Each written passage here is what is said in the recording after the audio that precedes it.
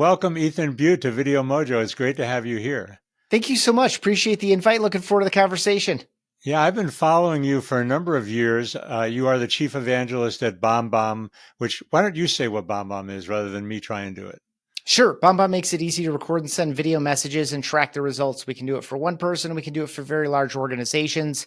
You can do it in a bespoke manner where you just live record and send it to one person for a particular moment in time. We can even automate entire sequences for entire teams of people. So a really broad solution. But the main thing is iPhone, Android, Gmail, Outlook, Chrome, Edge, our little quick sender inside our web app, or our really nice email drag and drop composer, integrated environments like Salesforce, Outreach, Zendesk, etc. So it's a really flexible and dynamic solution. But the main thing is that's all the mechanics. The main thing is it helps you get face to face with more people more often. It helps you rehumanize the digital experience. Which just happens to be the title of one of your books, Rehumanize. And Yeah, it I even is. have it here. Look, visual aid. Oh, that's amazing. Yeah, and that's really where you fit into Mojo because one book is Rehumanize, another, I love the title of your second book, Human-Centered Communication. Yeah. So yeah, BombBomb is a video messaging app, is how I would say it in a couple words. Yeah, good call. And Yeah, I went the and long way around. and particularly good for salespeople. But I think that there's a lot of conversation both around video and how hot video is. And then also, we were talking about podcasting just before we got on, but both video and then AI, that people don't recognize the human dimensions of all of that. So welcome, and it's a very rich conversation. So let's start with that face to face, and I don't mind talking about your app. People what's the leverage that somebody gets when they do a video message over an email message or even a voice message? Gosh, I could take this so many directions. The one that I'll go to quickly is clearer communication, human connection, and higher conversion.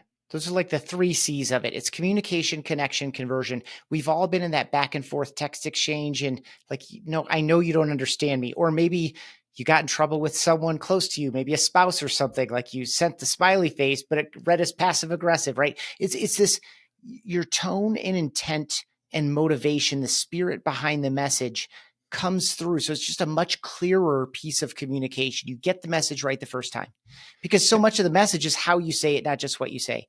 The human connection piece, people feel like they know you before they ever meet you in video. And this is true whether you're doing video on social, whether you're doing video messaging, whether there's video on your website or whatever the case may be. And it also just scientific, digital relationships naturally degrade over time. And the 2 ways to kind of fill that reservoir back up in the absence of physical proximity, you send videos or you get in front of people through video and they're reminded who you are, what you're about, how you carry yourself. And it kind of replenishes some of that natural diminishing effect as the physical proximity fades. So often too does the psychological proximity. Of course, the best thing you could do is actually go out and see people. That fills it right back up. But video is a good hold there too. So human connection is a strong one. And then higher conversion. When I say conversion, I don't just mean a traditional sales and marketing conversion. Those things do happen up to and including, but not limited to, the credit card swipe or the 7-figure DocuSign, whatever the case may be. I mean, making it easier for people to say yes to you with confidence. And you're asking people to say yes all the time. Yes, I'll return your phone call. Yes, I'll make that personal introduction. Yes, I'll schedule an appointment and actually show up for it. Yes, I'll be honest with you in this conversation. Yes, I'll fill out that survey and give you the feedback that you need. So anytime we're looking to convert, this sense of social reciprocity is so much stronger there. So there are a number of benefits. That's just one quick go at it. I could go deeper, but it's a tight show. Well, I'd like to go deeper on the connection piece because that's something that I'm very passionate about. And I believe, people talk about know, like, and trust as somebody engages online, and conversion in some ways is a kind of engagement. You want people to respond. Talk about how video enables that and what that really means, because we live in a world where I heard somebody say a few years ago, isolation is the meta disease. And I think even more so in a post-COVID era, we're all really isolated. How can digital media like this, like we're talking on now, enable a more human connection? How does that actually work? Yeah, I mean, this is obviously a flat mediated experience, but it's a heck of a lot better than reading our transcript. Right. In this day and age, it feels like transcripts are almost exclusively for AI to know what was said. But what the transcript will never say is what wasn't said or how something was said. There's a lot to be filled in there. There's something so much richer, even in this flat mediated, camera exchange. It's much richer. I guess what you triggered for me is the idea of warmth and competence. And this will kind of tie back to what I shared in the previous response, but the two criteria for every single social judgment, which we do all the time, automatically, subconsciously, are warmth and competence. This is pretty standard. There's a lot of research around it, and these words are the most common ones. But other words you might use for warmth are intent or motivation, these kinds of things that we're naturally detecting from other people. Is this person sincere? Do they Mm-hmm. seem to believe what they're saying so that I can maybe perhaps believe what they're saying as well? Do they seem to understand me or want to understand me? Ultimately, it's do they have my best interests in mind? Competence, on the other hand, is all the rest of the stuff, the details, the facts, the information, the offer, the opportunity, why you should do it, the rationale, etc. And the thing is that warmth always trumps competence. We judge and look for warmth before we look for competence. That's to say, millennia ago, if I didn't get good, this is just basic evolution between humans, of humans. Millennia ago, let's say 5,000 years ago, if we were not good at judging someone's intent and motivation and warmth, and we exclusively made decisions based on, do you want this thing? Boom, I club you. You're out, right? Like this is just basic survival mechanism. So the consequences of not being able to judge warmth today are not fatal, but it's still deep in us. And we want to do that more than anything else for our own survival. Deep inside, we're never conscious of this, very rarely anyway. Yeah. The problem, So I'm sorry, go ahead. yeah, sorry, I'll button this up really quick. The problem with relying in all these digital channels on faceless typed out text alone, email, text, LinkedIn, DMs, Slack messages, etc. The problem with relying on faceless typed out text is that it is missing all of the intent data. The intent data is in your expression of the message. It's in your eyes. It's in your smile. It's in your pace. It's in your tone. It's in your body language. And when we don't give it to humans, our brains need it so much that they'll literally fill in the blanks, and they fill it in defensively. So John, if you communicate to me and put something in front of me and want me to engage, act, move, behave in some particular way, and I have no means of judging what your intent or motivation are, I'm going to assume that they're not in my best interest. So that's the deal. If you want people to feel connected, if you want to build that know, like, and trust digitally, if you want to make it easier for people to say yes faster, you need to mix some video into what you're doing. Yeah, there are a lot of ways I can go with that. But one question I want to ask you, and you and I have never talked about this, is TikTok. Because I see a lot of the kind of humanity that you're talking about on TikTok. Are you guys, for example, is BombBomb doing TikTok? No. Why not? Because wouldn't you be able to build that same kind of human trust on TikTok that you're talking Absolutely. about? I mean, there are so many channels. For us, it's Mm-hmm. just an issue of priority and time and resources. There's no question you can build an amazing audience on TikTok. It's obviously, it is video, period. That's the whole thing. Yes, you could. Absolutely, you could. And if it makes sense for your business, you should absolutely do it. And, or if you have the time or resources to experiment, at a minimum, you should do that too. Yeah, we can come back to that at a later date, perhaps, because I think every business should be doing TikTok because of the opportunity to make that connection. So you're doing two podcasts. I definitely want to touch on that. One you said is longer running, which is the new one is Chief Evangelist. Is that correct? Correct. Yeah, yeah. Yeah, So, and then I had the privilege of launching the Customer Experience podcast on behalf of BombBomb over 4.5 years ago now, about 260 episodes in, and it's been an absolute joy. I do record that video and I use it in blog posts and I use it on social to kind of just bring the episode to life a little bit and give people like legitimate, valuable pieces. Like I'm not looking for clips, right? You're not offering the entire episode in video. You're just offering clips. Correct, in that show in particular. But the one thing I want to, this is just personal. I know there are a lot of different ways people do it. I'm not a big fan of the 12-second hot take. Like I try and I do it manually still. I know that I use some AI to assist. But I'm What are you still, using? it's a plugin through Adobe Premiere Pro called Autopod.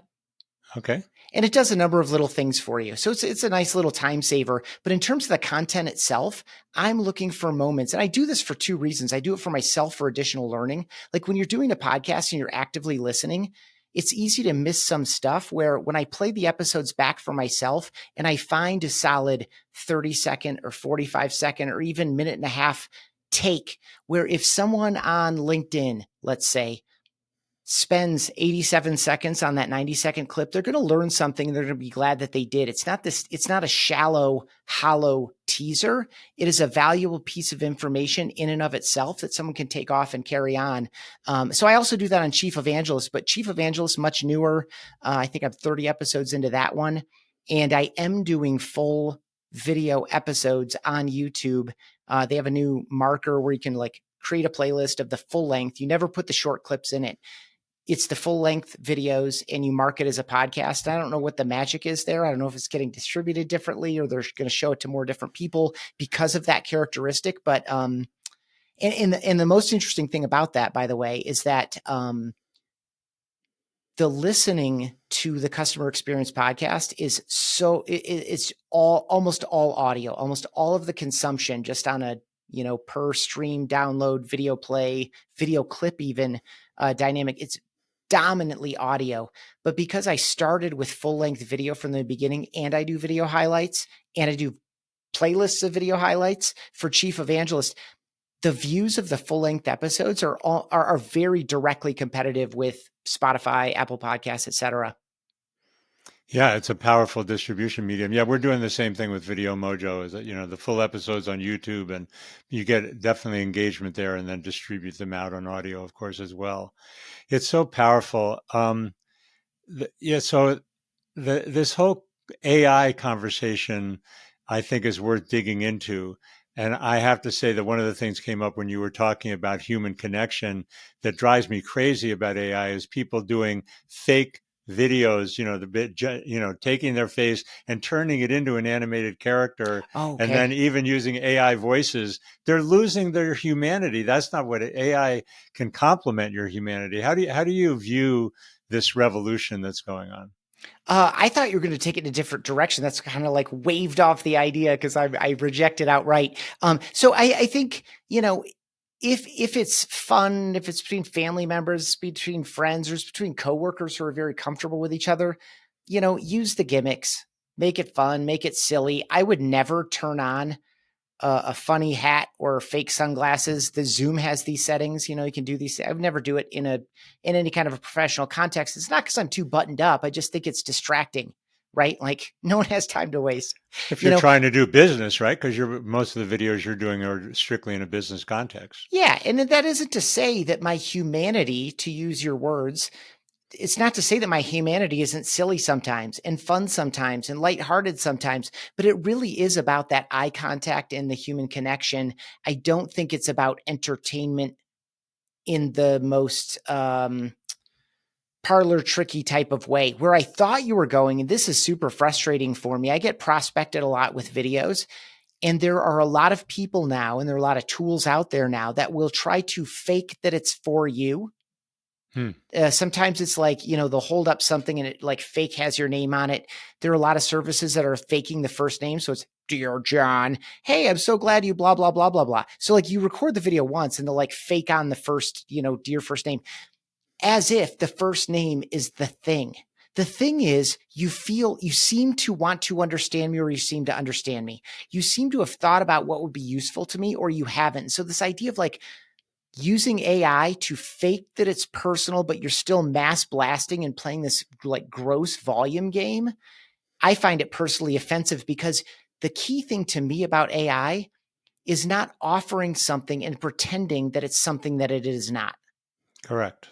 It's and right now you can detect the difference. You can detect the difference in sincerity. There are technical gaps in a lot of these solutions. Ultimately, though, the technical gaps are going to be like washed out. It's going to be indistinguishable. My other fear, I just saw some statistics about young people reading. They don't read. Like, so part of me starts to feel like, oh my gosh, are we just not even going to care if it's a person anymore? Like, I see that that is a legitimate potential future. I don't feel confident about it, but it is a potential future. I wouldn't call it the likeliest one, but it's really interesting to think about. There are so many different dimensions of AI that's for sure part of it is not just one thing, right? We're talking about fake video and fake audio and down the line. The underlying principle for me is to collaborate with it, that it empowers me. And I was on a webinar yesterday actually, where he said it gets you 70 or 80% of the way. Yeah, I'm great enormously call. empowered by having first drafts, but I need to rewrite and I need to be responsible as a creative director as well as a writer that it's on target and it's really accurately saying what I want to say. I have to provide that extra 30% or whatever. Without that, it's kind of fake, like you're talking about.